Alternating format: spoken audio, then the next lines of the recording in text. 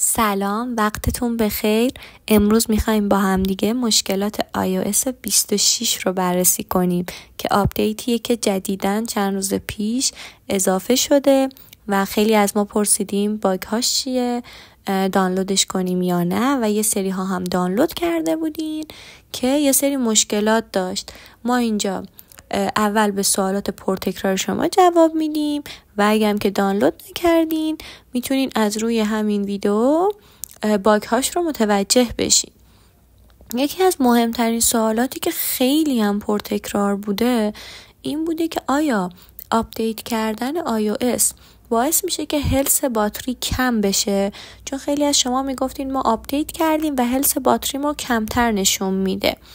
در واقع این چیزیه که باید همیشه برای هر آپدیتی شما توی ذهنتون داشته باشین که نه، iOS وقتی آپدیت میشه در واقع دستگاه ریستارت میشه. وقتی دستگاه ریستارت میشه کالیبره میشه اطلاعات باتری و عدد صحیح رو نشون میده، ولی خود آپدیت کردن هلس باتری رو کم نمیکنه. یکی دیگه از چیزایی که از ما پرسیدین این بوده که خیلی از وقتی که آپدیت کردم شارژم زودتر کم میشه و شارژ زیادی مصرف میکنه. ببینید بعد از یه آپدیت بزرگ میاد سیستم عامل تمام فایل‌ها رو دوباره بررسی میکنه. یه سری چیزا باید آپلود بشن، یه سری چیزا باید دانلود بشن. 1-2 روز طول میکشه تا مصرف باتری به حالت عادی برگرده و در واقع بله تو 1-2 روز اول مصرف باتری بیشتر میشه.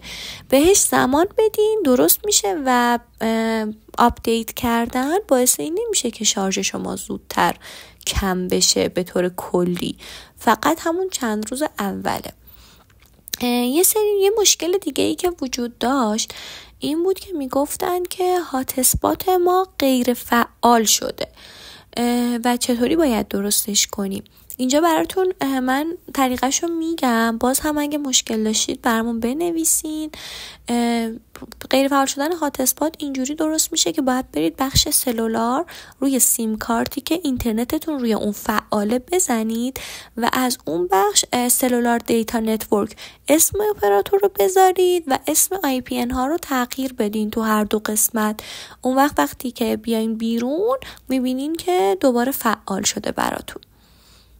یکی دیگه از مشکلاتی که داشتین و در واقع توی آپدیت جدیده اینه که قسمت پیامک ها شماره های جدید و ناشناس رو جدا میکنه و ممکنه شما مثلا کدای وریفای رو نتونین به راحتی پیدا کنین.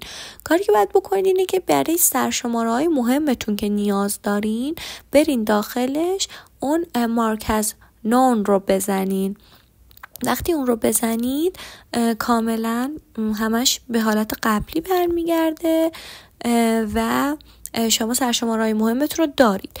اگه کلا هم از این آپدیت خوشتون نمیاد، یعنی از این بخش، میتونید برید تو تنظیمات قسمت پیام ها و خاموشش کنید.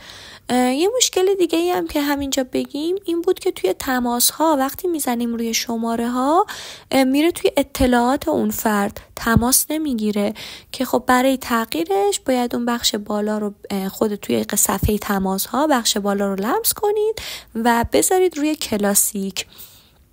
و آخرین چیزی هم که توی این ویدیو میگیم اینه که خیلی هاتون با انیمیشنی باز شدن برنامه ها مشکل داشتین که در واقع اصلی ترین آپدیت iOS 26 همین بود و خیلی کاربرا گفته بودن که باعث زیبایی بیشتر شده. بالا به هر دلیلی اگر دوست ندارید یا مشکلی داره براتون، لک داره باز نمیشه، اول اینو در نظر داشته باشین که بعد از چند روز این لگا برطرف میشه. اما اگه باز هم باهاش مشکل دارید برید تو قسمت تنظیمات اکسسیبیلیتی و موشن رو غیر فعال کنید. وقتی موشن اون گزینه اولش رو غیر فعال کنید دیگه انیمیشنی باز نمیشه که باز هم توصیه ما اینه که این کار نکنید. این جزو زیبایی های آپدیت iOS 26. سوالی دارید برام بنویسید. ممنونم.